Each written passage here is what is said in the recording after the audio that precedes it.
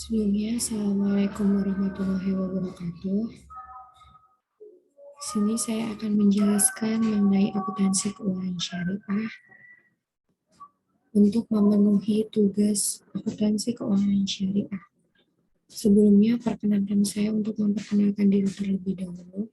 Perkenalkan, nama saya Indah Dwi Lestari, NIM B2019024.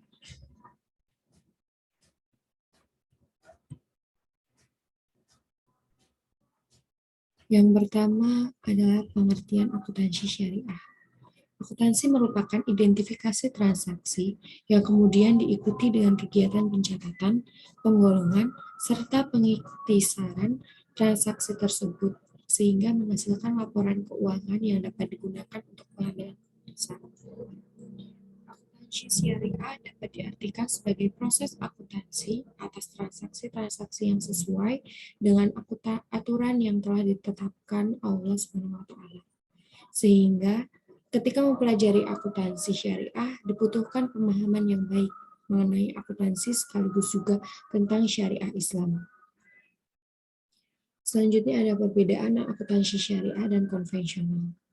Perbedaan yang pertama ada dasar hukum. Pada akuntansi syariah, hukum etika yang bersumber Al-Quran dan As-Sunnah. Pada akuntansi konvensional, hukum bisnis modern.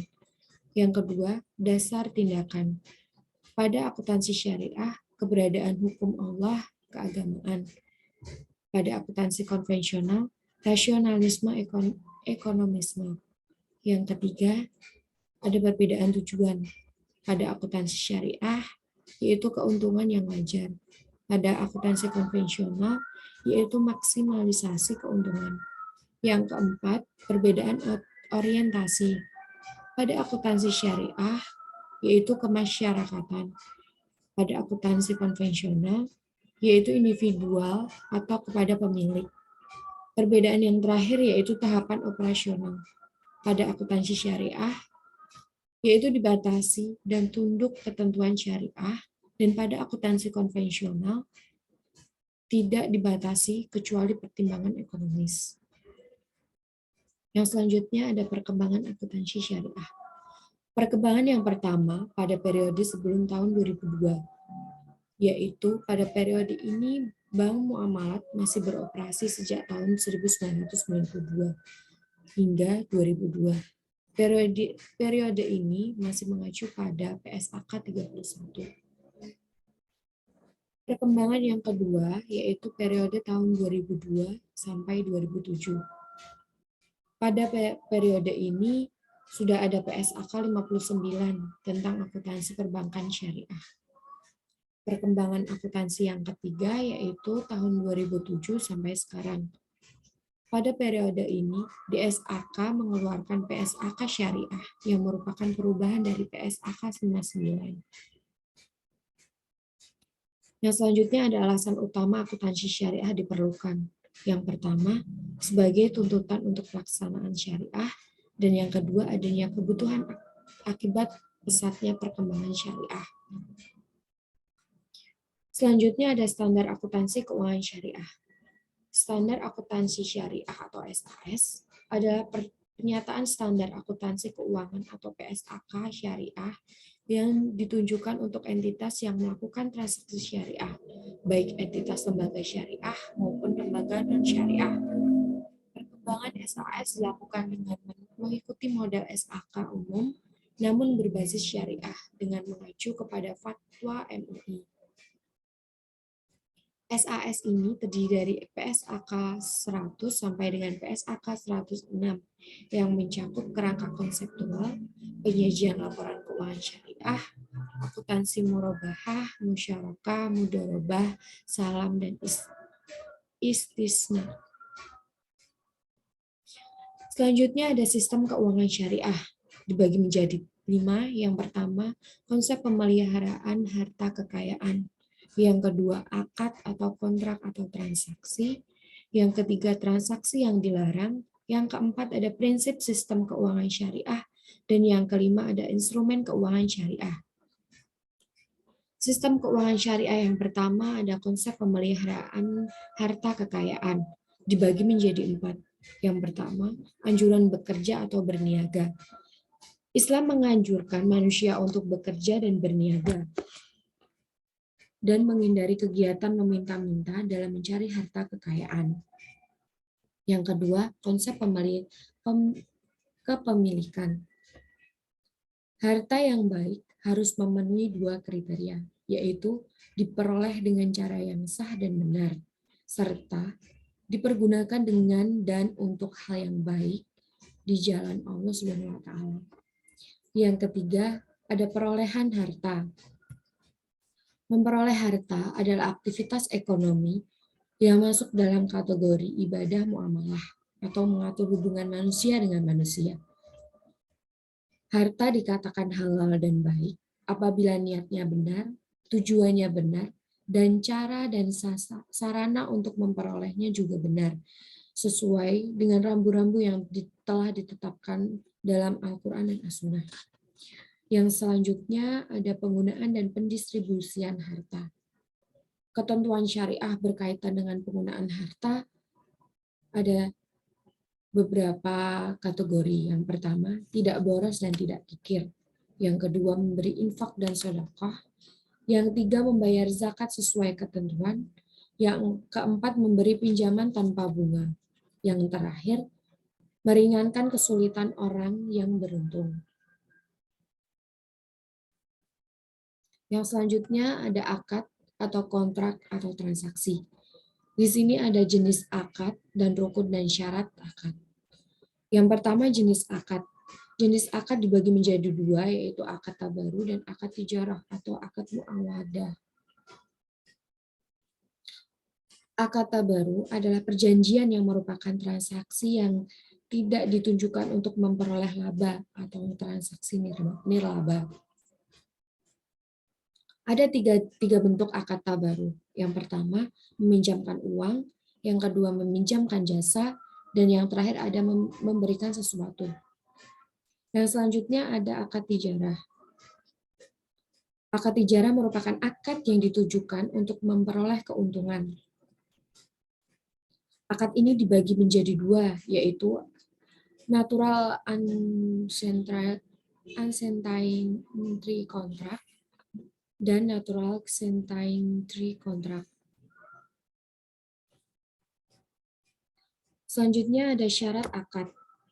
Rukun dan syarat sah suatu akad dibagi menjadi tiga. Yang pertama pelaku, yaitu para pihak yang melakukan akad.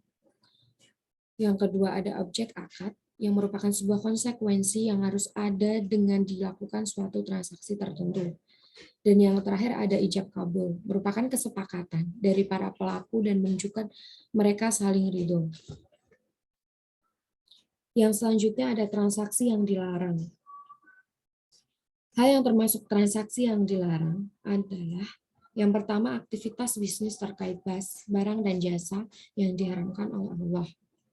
Yang kedua ada riba, yang ketiga penipuan, yang keempat perjudian, yang keempat transaksi yang mengandung ketidakpastian atau gharar, yang selanjutnya ada penimbunan barang, ada monopoli, selanjutnya ada rekayasa permintaan, ada suap, terus selanjutnya penjualan bersyarat, dan pembelian kembali oleh penjual dari pihak pembeli, dan yang terakhir jual beli dengan cara talaki al-rukban. Yang selanjutnya ada prinsip sistem keuangan syariah. Dibagi menjadi 5 ya. Yang pertama ada pelanggaran riba, yang kedua pembagian risiko, yang ketiga menganggap uang sebagai modal potensial, yang keempat larangan melakukan kegiatan spekulatif, dan yang terakhir ada kesucian kontrak.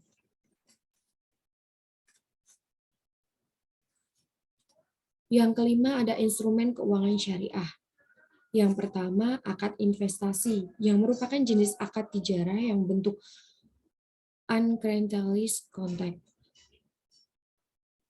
Di sini dibagi menjadi 4. Yang pertama, mudharabah, yang kedua, musyarakah, yang ketiga, sukuk atau obligasi syariah, dan yang terakhir ada saham syariah, produknya harus sesuai syariah.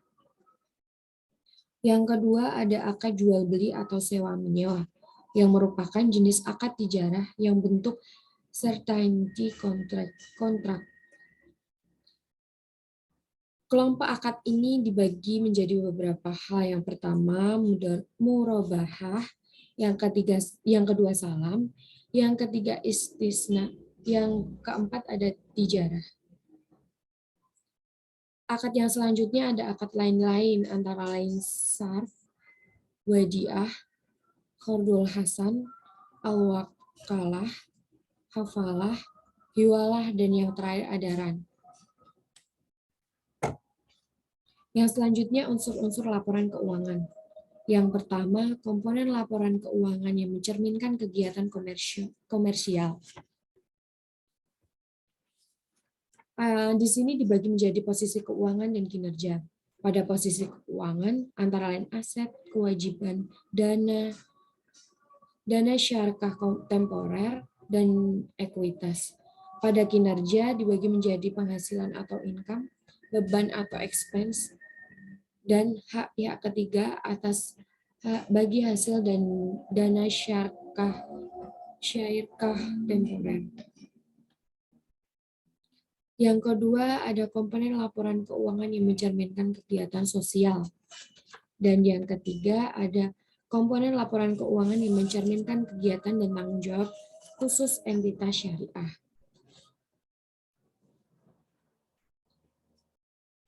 Yang selanjutnya ada pengukuran unsur laporan keuangan. Dibagi menjadi 3. Yang pertama biaya historis, dan yang kedua biaya kini, yang ketiga ada nilai realisasi.